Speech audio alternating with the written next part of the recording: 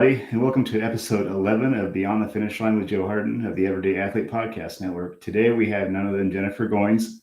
Um, I was captivated by Jennifer's story while watching her complete the Coconut 250 this year through the daily updates on the Team Becoming Ultra Facebook page that her husband was keeping updated.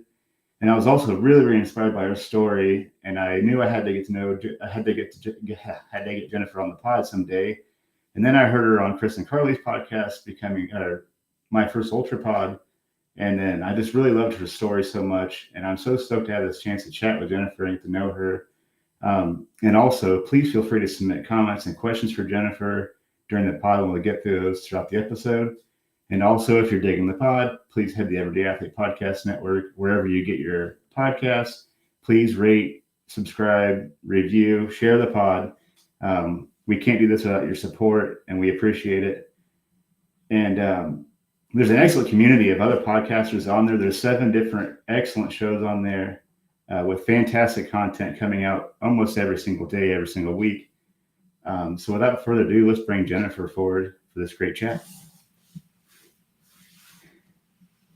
Hello. Hey, Joe. Okay. One of these days, I'll get that intro right. All right. Well, thank you so much for being on. And it's been awesome. It was really awesome seeing your story live on Facebook.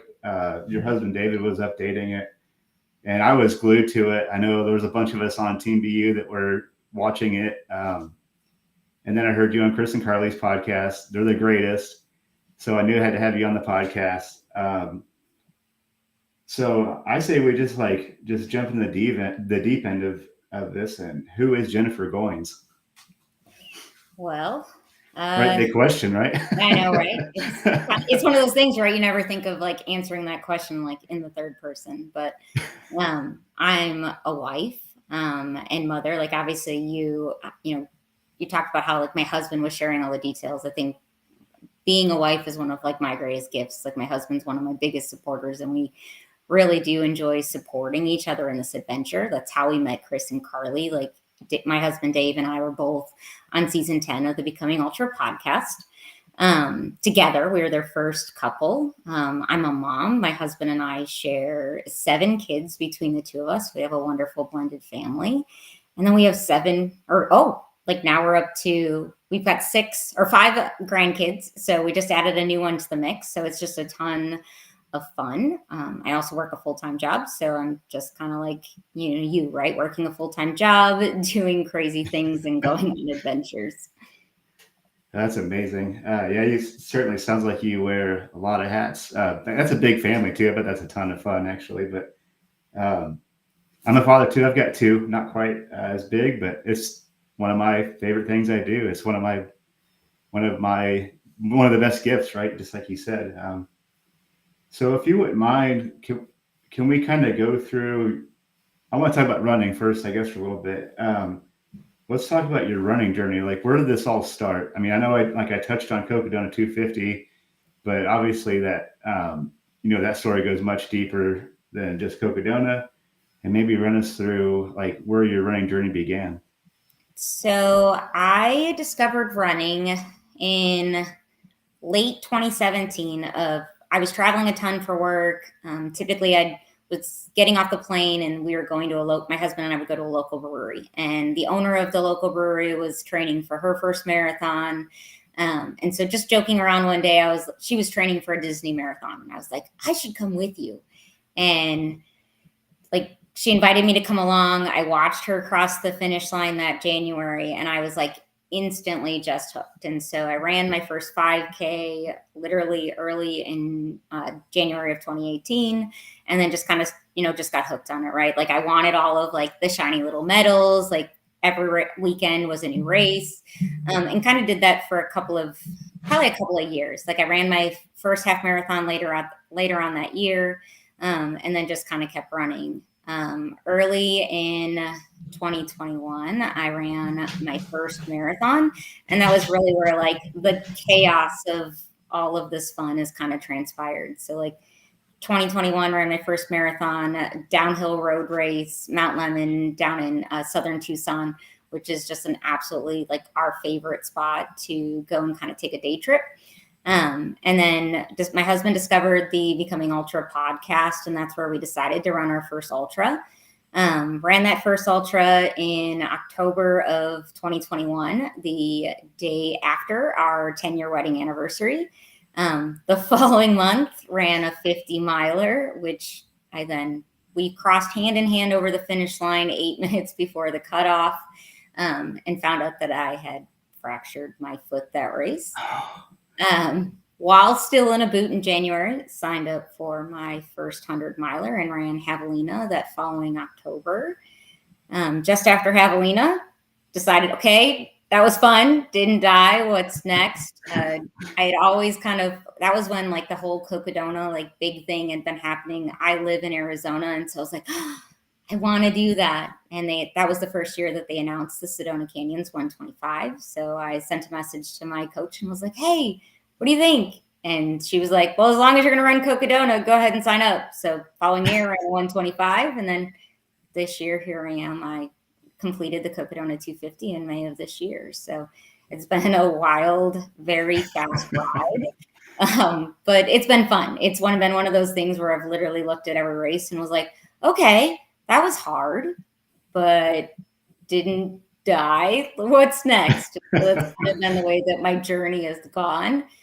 Fortunately, like I hit May and finished Cocodona, and it was like, okay, time for a little bit of a break. I love that. I kind of follow the same path. It's just like, well, like it didn't quite kill me. It's just like, and I'll do the same thing. It's like I'm still like, I still have my feet propped from an ultra, and I'm just like okay. So that's so cool. That's so rad that you just basically so from 2021 to 2024. You went from no ultra to Cocodona. That's yep. Right. Yeah, that's wild. That's so cool. It is really crazy when you think of that progression. Yeah. It's wild. That's wild. It's awesome though. So you started off with road races, you said, right? Like, you just like fell into trail running, or like, I guess when did that come about? You're just like, oh wow, like I should sign up for a trail race. Did that just kind of happen organically, or did you do what actually led you to make that decision? I think it was really my husband. Like I'd finished my first marathon. I kind of self-coached him to running. He decided to run his first marathon that year. He had an even shorter running history than I. He just decided to kind of start joining me on a fitness journey that he was having. And he was the one that kind of stumbled on the whole ultra thing. Like I didn't even know that it existed, and he stumbled on Becoming Ultra. And for those that, are listening to the podcast that don't know what that is, basically Scott Jones, the founder of Becoming Ultra, like he has basically the principle is they have coaches. They train everyday runners, just like, people that are on like this, community to train for their first ultra. So you have, people that are in school, they're working people, they're, just the everyday kind of person, and they train them to run their first ultra. And through that, they kind of share their journey on a podcast every couple of weeks. And so my husband found it, so I blame him. But it's been such a blessing. Like, I think looking back, like, I wish I would have found the trail community beforehand. I think the greatest gift my life has had is having this trail community behind me. There are so many amazing people out there. And I think that's what kind of has always propelled me to like, hey, what's next? Because you always have 1,000 people in your corner, and strangers out on the trail when you're struggling. It's like, hey, are you okay? Can I help you? And it's such a welcoming and embodied community that I think that's kind of what keeps you coming back and wanting to strive for more. Yeah, absolutely agree. I think that's what keeps me going too. Is like the distance is like cool, right? It's like, all right, but like what really keeps me going and like striving is the people. Like, totally agree. I wish we would have found it sooner. I'm glad I found it when I did, I guess. But same thing. It's like I never really felt like I fit in anywhere, and the trail running community has given me, a home for misfit toys. So yeah, I love that. Yeah, and shout out to Scott. Becoming Ultra is like I'm a proud member of the page. I didn't go through like any of the seasons, but I was nice. Chris was nice enough to invite me, and I've always loved the page, and that's how I found your story and my first ultra pod, like I said. So, if anybody wants to check it out, I highly recommend it. Great podcast, great page. So, all right, we have to talk Cocodona because like we mentioned in the green room, I would love to do a 200 miler. So I was kind of living vicariously through the Facebook updates. Your husband was sharing your husband's post. Like, I was on the edge of my seat the whole time. So let's talk Cocodona. Like, run us through all of it, the ups and downs, the leading up to it, how it went. Like, I want to hear all these deets on Cocodona this year. It was pretty awesome. Well, I'm glad you loved following along. I think I went back after the fact and read everything that he said, and it was just amazing to see all the love and the support that was out there that was kind of following along on that journey. For me, like the Cocodona journey kind of started like 2 years before, just watching the live stream. Like, it's just, Aravaipa does such a wonderful job with their live streams. And because I live local, like, I volunteer for a lot of those events. And so for me, it was just one of those things that it seemed like such an iconic race. It's in my backyard. Like, we take day trips with the Flagstaff. So you get to like see that, basically the entire course off in the distance. And so decided to, pull the trigger and register for it. And had quite the adventure of a training block, I guess, that led up to it. When I decided to, right after I decided to run it, they announced the 125. So I did decide to run Sedona Canyons. Just after Sedona Canyons, I ended up having some surgery. I had a mass removed from my right breast. And basically, like, my journey then kind of took a side diversion, I guess you could call it. And so the training block never looked like it was supposed to. Unfortunately, everything came back clear, but I had some like post-surgical complications and ran a 50K with like literally like a tube hanging out like from my surgery. I ran the Y East Wonder like a month later because my doctor said I could in the training block. And it was just this amazing adventure, just a way to kind of like push myself through a training block. I think training blocks are really the fun that leads up to the race. They're the things that make you who you are. But was just so excited to toe that line at Cocodona. I had some coaching and kind of stuck to it. It was just one of those, we dealt with my health issues over the course of that training block. And unfortunately, I had my husband by my side. A friend of ours decided to jump in and crew for the entire race. So between my husband and my friend David, they were literally with me every step of the way. Between the two of them, they jumped in. I think each of them paced me like 60 miles of the event.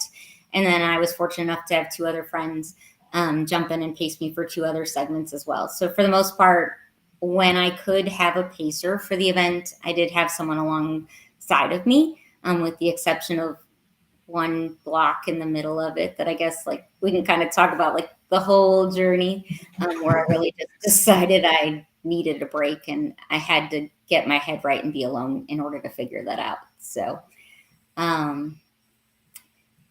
race day, so Cocodona is just really one of those like beautiful races. I think when we all hear about Cocodona, everybody talks about that first crazy climb, getting up into Crown King.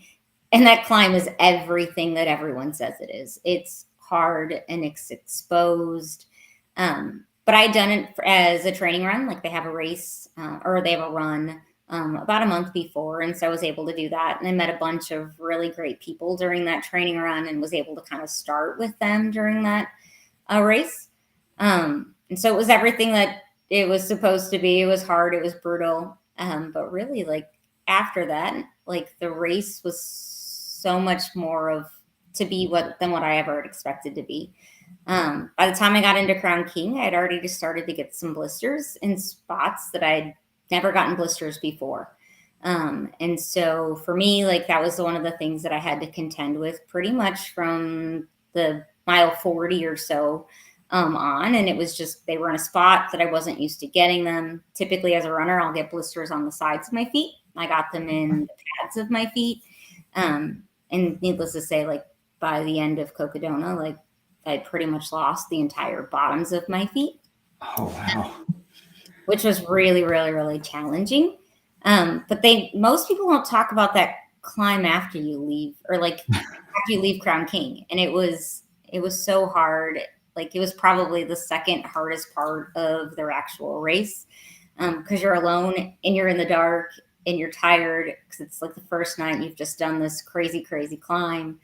Um, and you don't get to see your crew until like pretty much you get into Prescott. So got into Prescott, ended up seeing my husband, took care of my feet, and then off we kind of went on that journey, I guess, for lack of a better word. And I just continued to deal with those blisters, which I think was the hardest part for me. Since I've ran Sedona Canyons, like obviously I got into Jerome, and was always already at a point where I was in more physical pain than I think I've ever been in. And I was looking at like my husband and my crew, and I was like, I still have halfway to go. Like, how am I going to do this? But I think when you set out to, when you set a goal for any race, whether it's Cocodona, whether it's your first 100, whether it's, a half marathon, like you have to know your why, and you have to know what you're willing to do in order to get to that finish line. After I got into Jerome, I knew what was ahead of me since I'd already run it before. And when I went to leave Jerome, I told my crew, like, I need to take this next segment and do it alone because I needed to get my head right. Because I was just in really one of those just tough spots. Like, how am I going to push through another 125 miles? Like, my feet are falling apart. Like, I can barely walk. And I think we all see that, right? You see the stories, you hear people talk about blisters, and you know that it's going to happen, but you just hope it's not going to happen to you. And it happened to me in a way that I would have never imagined it would have. Like, I've trained for how do I deal with them when I get them on the sides of my feet or on my heels, but that's not where they were at. By the time I got into Deer Pass, which is the aid station right before you would head into Sedona, I was probably at my lowest part. At that point, I still hadn't really slept. I'd slept about 45 minutes at that point. I think sleep is one of those things that is always the eluding factor in a big race like that. And had my first meltdown. I looked at my husband, and then I just cried because I was like, I don't know that I can finish this race, and I want it more than anything. And I think that's probably some of the stuff that you saw as he was sharing on social. And we decided I was going to try to take a 2-hour nap, just because I hadn't slept yet and trying to get me through that pain. And unfortunately, we slept a little too long. Woke up an hour later than we intended, and literally like scrambled to get out. And I don't want to say we were chasing cutoffs, because I probably at that point was probably still 10 hours ahead of the cutoff. So it wasn't really like feeling like that I was chasing, but I knew if my feet had continued to kind of deteriorate, that I wasn't sure how much faster I was going to be. But the Air Bike Book community is amazing. So I volunteered a bunch of times, and Jen was at the Sedona Canyons, or the Sedona aid station, and she sent me a text and said, "You're only 2 miles away." And you get like that huge burst of energy. Like you've got these people that are cheering for you. So made it into Sedona, made the grueling climb out of Kasner Canyon, and then had another meltdown at the top. Literally like cried my eyes out when I got to the top and was like, I don't know that I can do this. And trail angels, right? We talk about this amazing runner that I had met earlier in the night. Anna runs up and she like, "What's wrong? Like, stop crying. You've got this." And she hands me like orange juice, and she's like, "Drink this." So drink some orange juice. Orange juice during an ultra is like rocket fuel. I was like, I'll have to try that. Yeah. Orange juice. And so it's just, kind of kept going. I'd ran the race before, so kind of knew everything that was going. Just had an amazing, they had a controlled burn in Flagstaff. My friend Jackie had jumped in to pace me for the section out of Fort Tuthill, or from Munns Park into Fort Tuthill, so 20 miles. Jackie's one of those runners that to me is one of my inspirations, and so it was amazing to have her along with me, and probably another like one of those really, really low points. But we got through, like choking through like the grossness of like the smoke, getting to Walnut Canyon, which is literally your last aid station before you finally make that climb up Eldon. And at that point, I was just ready to be done. It's like, it's 22 miles to the finish. What like I knew what the Eldon climb was going to be like, but it was just really, really funny. Like, it's like, how am I going to make it up that mountain? And at that point, I was just so ready to be done. And I was like, I tell my pacer, David, I was like, we're going to get in. We're going to like make sure my feet are okay. And we're like, going to go.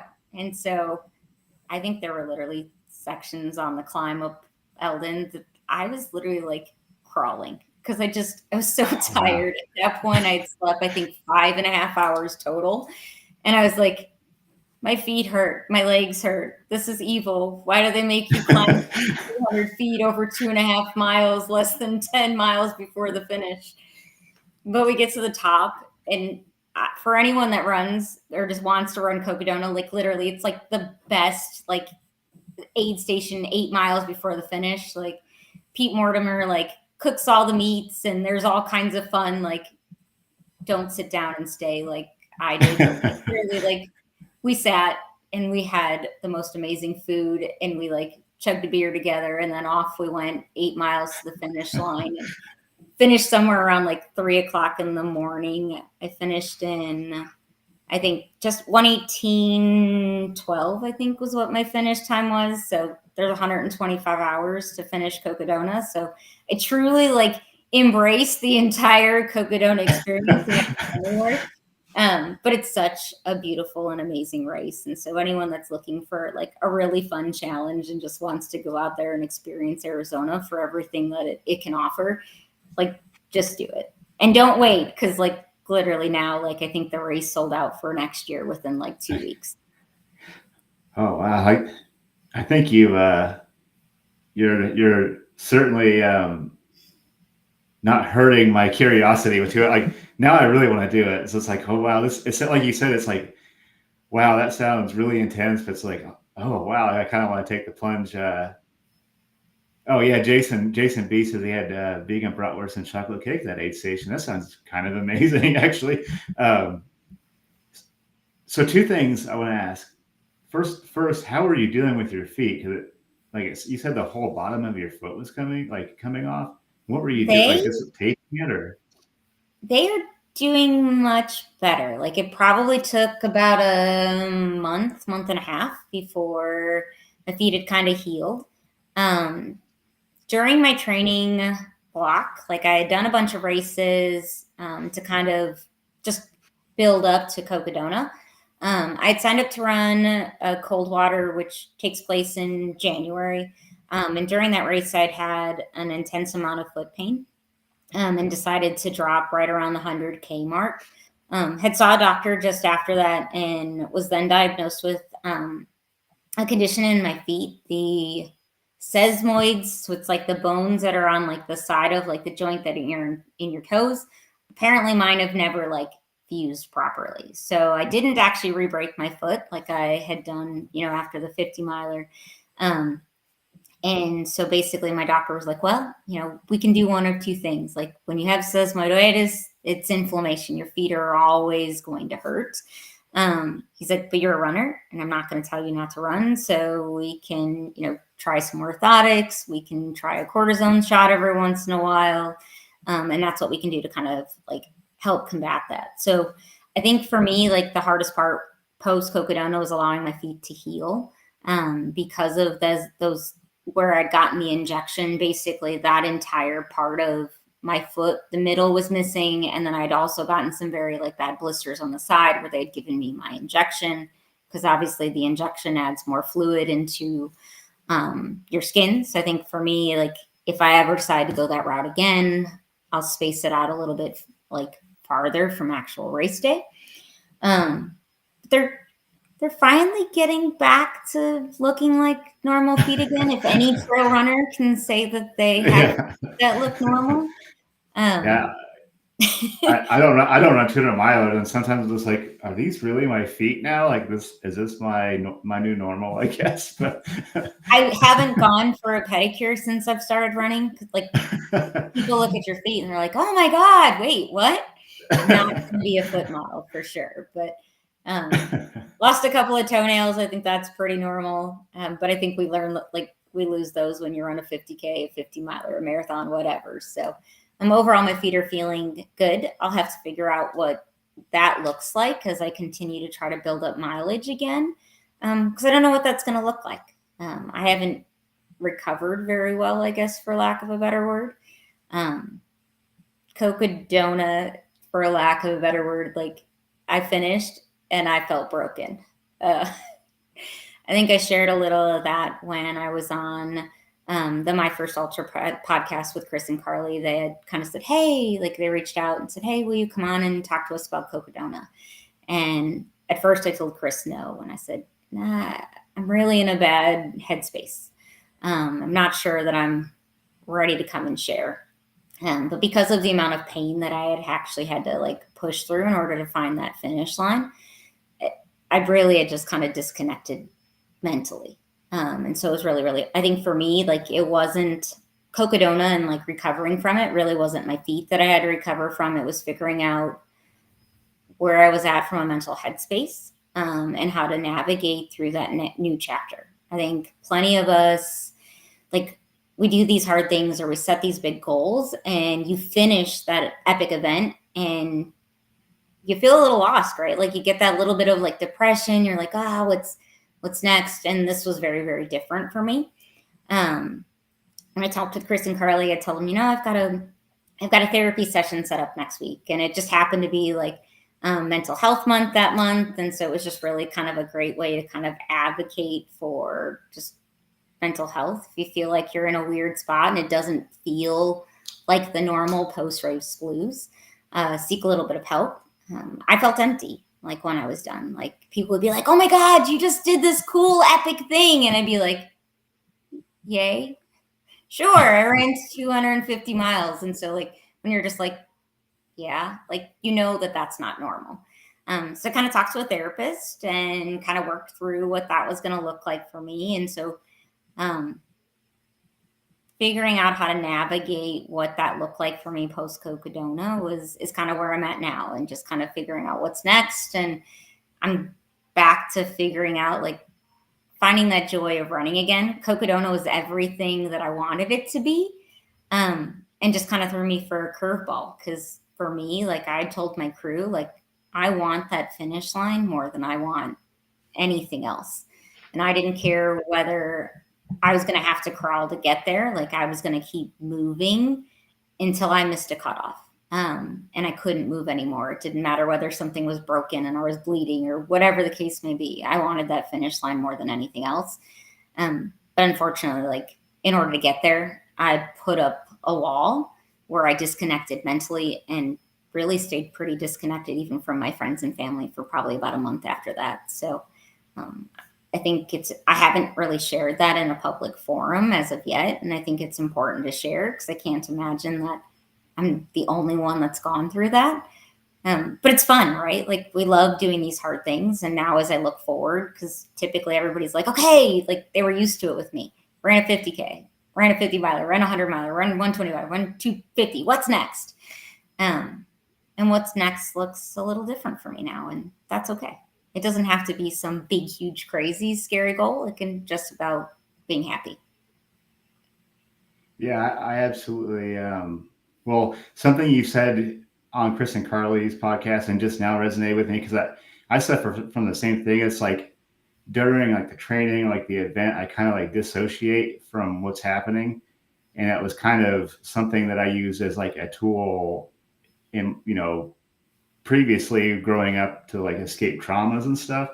So whenever I'm actually done with, like, a training cycle, like ultra, it's like, well, now I have to, like, feel stuff. So it's like I'm, like, usually post ultra, like, I'm kind of, like, dealing with my feelings, and like same thing, I get like a kind of paraphrasing what you said on their podcast. You're just kind of like having to actually take some of that stuff on, right? Like you're having to kind of feel it and work through it. So um, I did resonate with what you said, and thank you for sharing that here too. Um, that what you said is very helpful, and it made it certainly landed with me when you talked about it in Chris and Carly's podcast too. So thank you for sharing that. Um, Something that you said earlier, you're talking about like you're going through like woes, and like you're talking about like having to crawl, like uh, and you said something about you have to really know what your why is. So Cocodona, not just Cocodona, any race you've done, obviously you're probably pretty well tapped into what your why is. Like, so what do you think your why is for completing like a Cocodona, or or Sedona 125, or so what's your why? I guess let's start there. I think whys are something that are always ever evolving. I think when I first started out running and I started this whole like, okay, did this, what's next? I think I always just wanted to see like what my limits were. And so my whys have typically been very self-centered, I guess. Like I wasn't running for a purpose. I wasn't running for a cause. I was just really trying to see my human limitations and what I could push myself to. I come from like a background of trauma. And so like anytime things have gotten hard, I've kind of always looked at it like you've survived this. And so you can get through anything that you set your goal on. But I think sometimes like your why has to be deeper than that. And you truly have to like get real with yourself and kind of figure out what those limits are. I think I discovered that during Cocodona. And I think moving forward, like my why is ever evolving. I think my why next, when I figure out, or as I'm figuring out what the next chapter is, it's truly ensuring that I'm doing things that bring me joy and make me happy. And that's not to say that the Cocodona experience wasn't like the best epic thing ever, because it was. And it was everything that I wanted it to be and more. But just making sure that when we continue to do these hard things, that we're doing them for the right reason, and making sure that we maintain like positivity and mental health and physical health and all of that other stuff, right? You've got one body. Like you want to be able to continue to do these big, huge, epic adventures. So if I figure out what it is, maybe you'll have to have me back on and we can talk about it then. Because right now I need to figure out a new one. Yeah, right. Yeah, I agree with that, because I think I try to think about what my why is, and it's like I don't know if I can really put like a pin in like one thing. It's like it might be different tomorrow. I agree. It's like I'm kind of like maybe it is for like my own like selfish reasons or whatever. It's like I want to see what I'm capable of. There's like it's not static, right? So I absolutely agree with what you just said. So maybe if we figure it out, we'll have to have a recap and be like, hey, we know what our why is now. Maybe for now, yay, yeah. So that resonates with me, because I mean, right now my why is a number of different things, right? And it could be a different thing in a month. So yeah, I agree with that. I think my why right now is to have fun. Just have fun. I think that's like a great goal, right? It's like if you're not having fun, then what's the point? I mean, there is like ultras, there's some suffering and like self-discovery, and all that. But I mean, you have to have fun too. It's not all fun, but I mean, you have to have some fun. But so you're talking about going through what? How many nights did you run through then? 2 or 3 nights? Four Monday, Tuesday, nights? Wednesday, Thursday, 4 nights. Okay. And well, technically through Friday night, because I finished technically Saturday morning at like 3 o'clock in the morning. So 5. How much sleep did you get through those days? 5.5 total, I Five think, and is what we totaled five it and a up half to. hours. Wow. So hallucinations? Did you have any? So those are, I mean, I guess like I've always thought of hallucinations as like things that like are really not there, but you think that they're there. Um, and I saw things, but I knew that they weren't really there. So but like when I ran, it was funny. So this is actually kind of silly. So during Sedona Canyons, when you get up into Flagstaff, like there's like logs all around from like prior fires. And during Sedona Canyons, the logs looked like alligators. You're in Flagstaff. There's not alligators in the middle of the forest. So like you'd see a burnt log and I'd jump and be like, oh, alligator. The alligators came back to hang out during Sedona. They were back in full force. They were all over the trails. But hippos came back to join them, and not like big, huge hippos like you see at the zoo, but like the cartoon kind of like fluffy, like hippos were occasionally on the trail. But it was like, I knew that those weren't really there.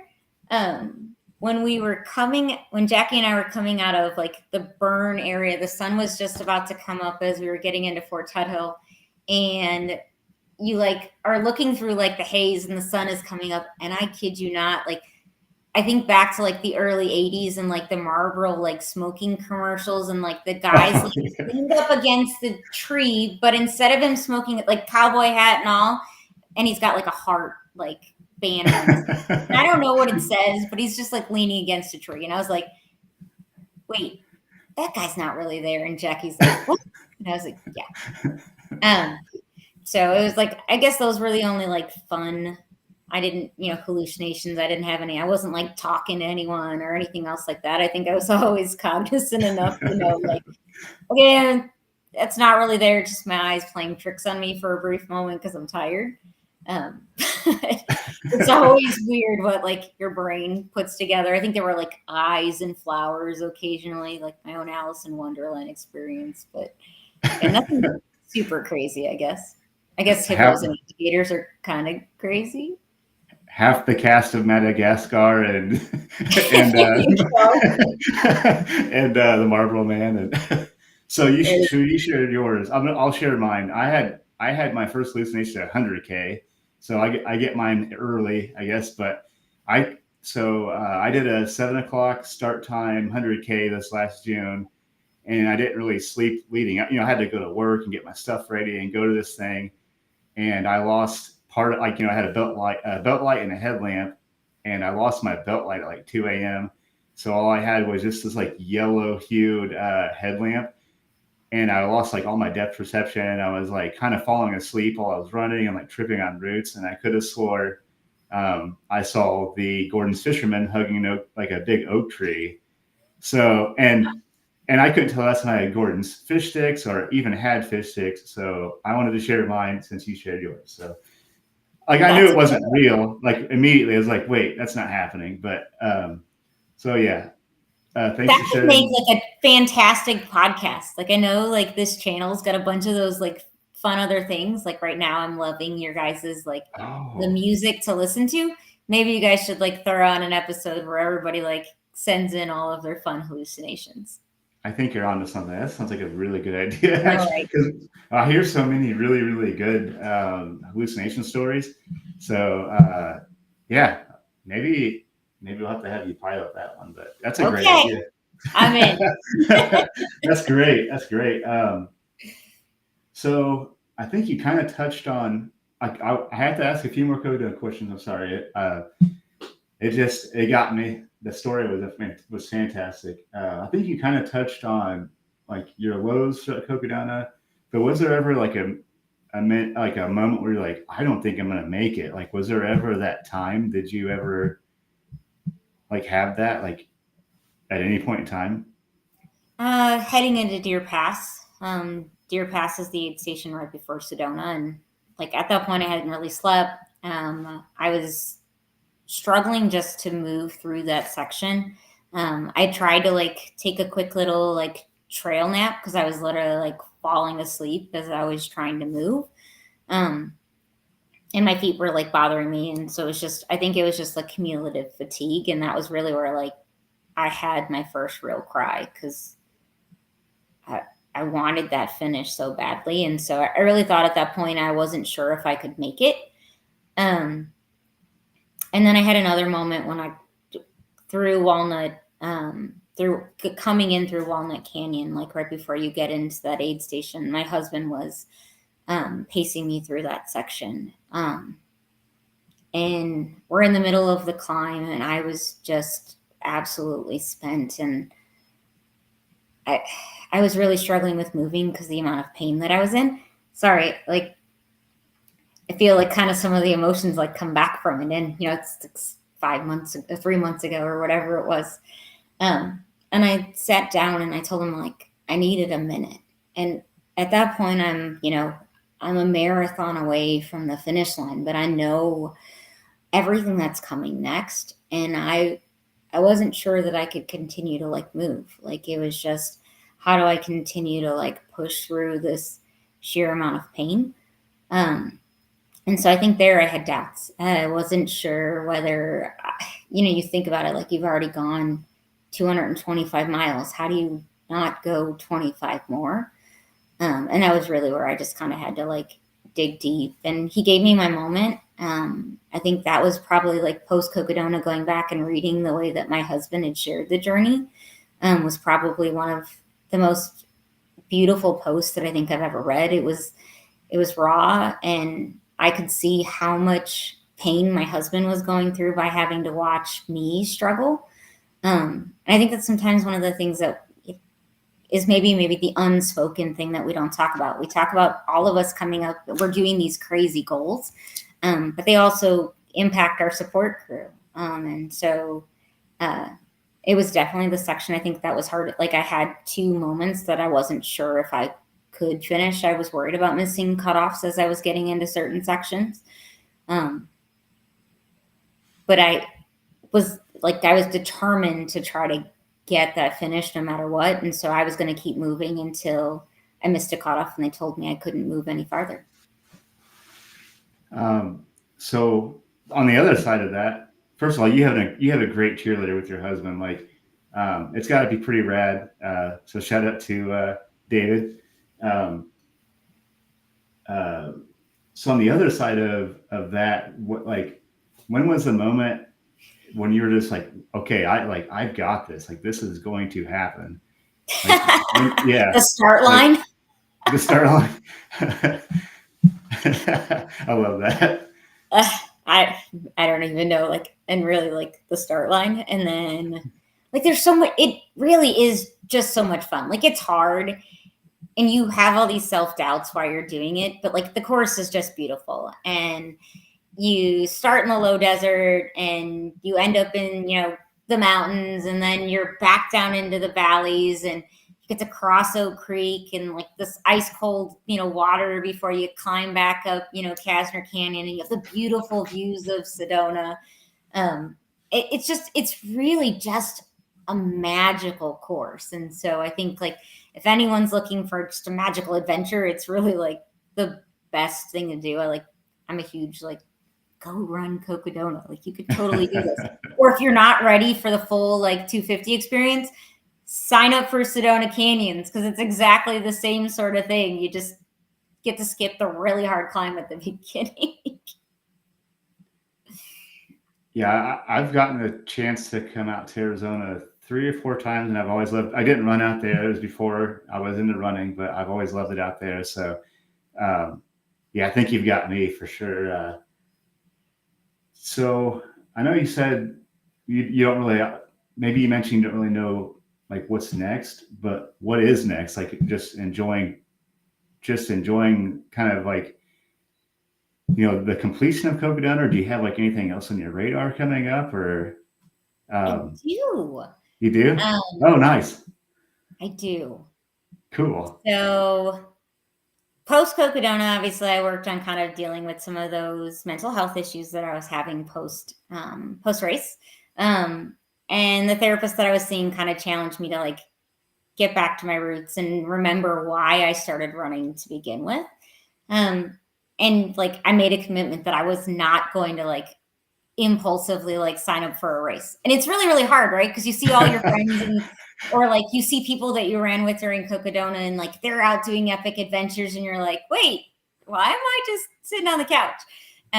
But I really, really enjoyed kind of taking that break. A couple, I guess maybe like a month and a half after Cocodona, I went and bought a gravel bike and decided I was going to like try to ride. So I have a fun Fun ride coming up at the end of September. I'm going to do the Chino Grinder. So it's a gravel bike race here in Arizona. I think it's like the longest running gravel bike race that there is.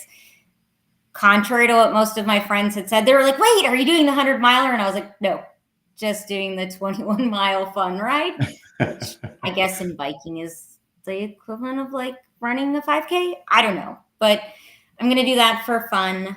I've started kind of like swimming in the middle of it just as a cross training activity. I was kind of trying to figure out what's next. And one of like my dream races is to do Badwater.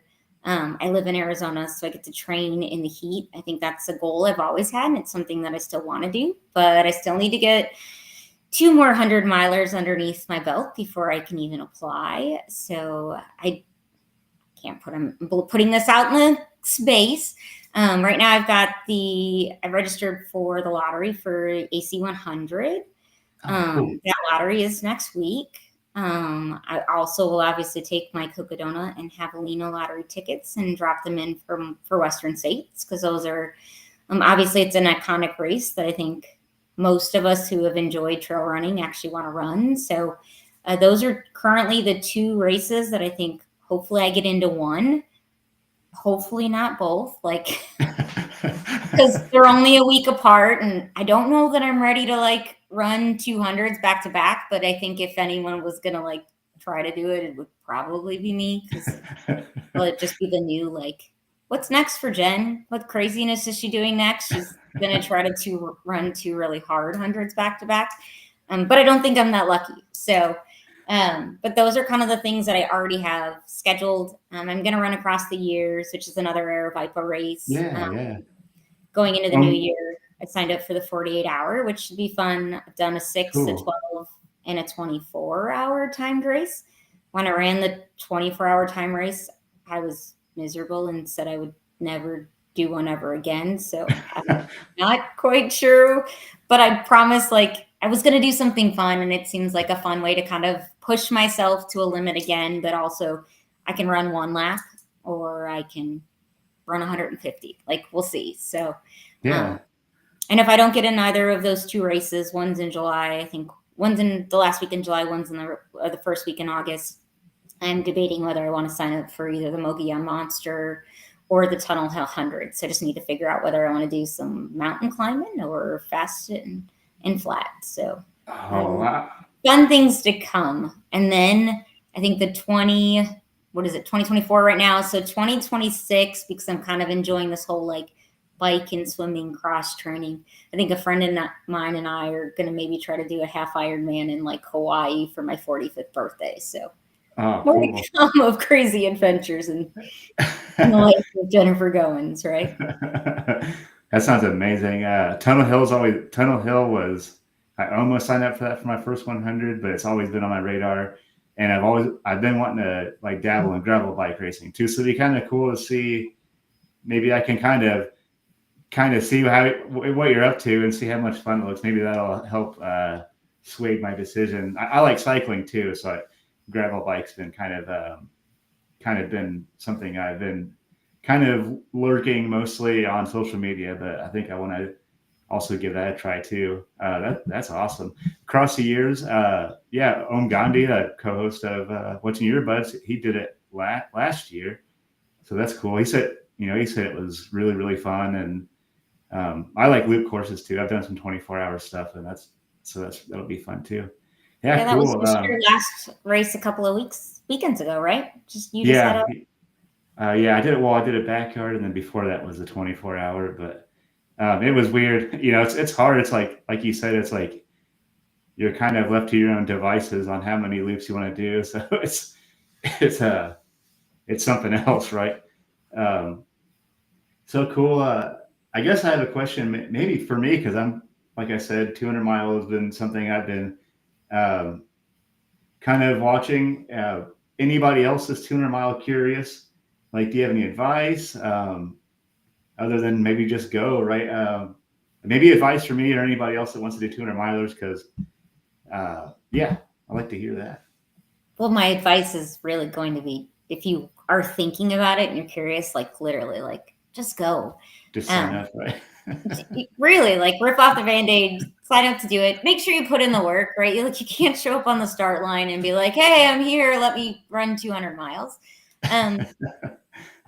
But it's such a different experience. I think like when I first got into like road running, like I thought like I had to do a gazillion 5Ks and then I had to do a gazillion like half marathons before I could try another distance. And I've really found that like in ultra running, they're all so different, right? Like you could run a trail half marathon and it takes you like the same amount of time that like you would have normally like you could, I don't even know, like it's takes you considerably longer. Like you're like, wait a minute, I could have done like 3 half marathons in the time that it just took me to do this one.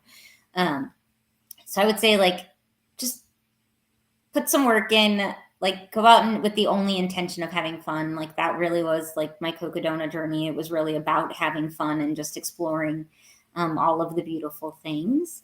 For me, my experience in the 200 distance compared to even like the 50 miler, 50K, 100 miler is that it really is just a different animal.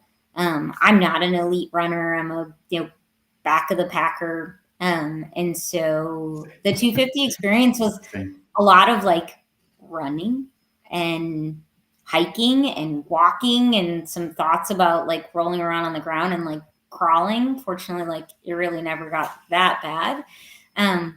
But you just have to want to like just go and complete the distance and have fun doing it. Because it's really about the adventure, right? Like we just want to do cool shit and like you get to do that in trail running. Like you get to explore places that you wouldn't normally get to do on foot. And these races are a great way to do that. They're supported. There's a great community. So you always feel supported out there. So if you're thinking about it, you're even curious about it, like find one that brings your heart joy, like something that like sparks like I would love to go and explore this area of the country, but I don't really have the time to take a week and go hiking all by myself. Like find a race, sign up, go do it with like 100 or 1,000 of your new trail friends because it's going to be an epic adventure. I love that. That's great. Yeah, I think I'm gonna have to. I don't know which one to do yet. I guess maybe I'll have to come out to Arizona. I don't know, somewhere out west. So a couple questions, I guess, to wrap this up. Well, okay, we briefly talked earlier today in direct message form about music. I think I sent you the playlist, the link to the playlist. So whether or not you listen to music while you're running, what are you listening to? What's in your earbuds? Currently, or when I run, right now it's been everything. But if normal, like training run, I typically have some sort of true crime podcast going on in my ears. Nice. Dateline NBC and I have like some sort of like, I know it's supposed to be like a visual thing because you're normally watching it on TV, but that's typically what I'm listening to. I typically don't listen to music during a race, but love to listen to random podcasts and music while like I'm out on a training run. I'm looking forward to listening to the one that you sent over that's, from the podcast because it should be fun. Like my friend Jessica, who's an amazing runner, like created this ginormous playlist for me for Cocodona. And unfortunately, like I didn't typically have my earbuds in. So like currently I'm working my way through like the 20 some odd hours worth of music that she had pre-programmed for me. But I'm a lover of everything. So I've been enjoying like catching up on all of the different podcasts that are out there. But just having fun. Everything's in my ears these days. Cool. Yeah, I agree. I don't think there's any genre off limits for me. I'm just like, yeah, whatever. Like whenever something new pops up, it's always kind of like to entertain new acts and new genres and cool. Disney songs are great for a while out on the trail. And tunes, like I love as that. a mom, like a grandma to like little kids, like those are fun things to just belt on and have fun. Just remember, you gotta always laugh at yourself. So when you find yourself in a low moment out on the trail, find your jam and just sing, and everybody will enjoy it along with you. Agree. Yeah. I'll have to throw some Disney songs on the playlist, the community playlist. Well, Jennifer, thank you so much for coming on the podcast. It's been a delight getting to know you through social media and also this chat. I'll have to have you back on. I feel like I've got more questions after these questions, but I can't take up your entire evening. So I thank you so much for coming on, sharing your story. I loved, watching your story on Facebook, like I said before, and I can't wait to see what's coming next for you. It's going to be super exciting. Um, so if you had any closing advice or anything you'd like to leave with our audience, I would like to give you that chance. Not to put you in the spot, but Yeah, I know, right? Like I really appreciate you having me on. It's odd to be asked to come on and kind of share your story. Like I really do feel like I'm just a normal runner, right? I'm an everyday ultra, right? Like everyday runner podcast. And so it's just for me, I'm grateful to be asked to be here, share my story. Like hopefully it resonates with someone, and if they're struggling in any way, like they know that they're not alone. I also always want to just convey the message to just continue to dream big. Like I have a mantra that, if it doesn't scare you, you're not dreaming big enough. My running mantra while I'm out on the trail is forward is a pace. I have it tattooed on my arm. So in the event that I ever forget while I'm running, you're worried about being slow, especially those of us that are making the transition from road to trail. Just keep moving. It's applicable in everyday life, and just find a big goal, go after it, and you can do it. So I love that. Forward is a pace. Yeah, I love that. That's great. Well, Jen, like I said, thank you so much for coming on, and thank you so much for tuning in. If you're here, yeah, like I said, feel free to share this podcast, rate, review. Check out Jennifer Goins on Instagram if you want. I assure you, you will leave with lots of inspiration. Her story is amazing. You're a badass. You're like so. I am so honored that you were on here chatting with us, and thank you so much, everybody, for tuning in. And have a wonderful evening. Thanks for having me.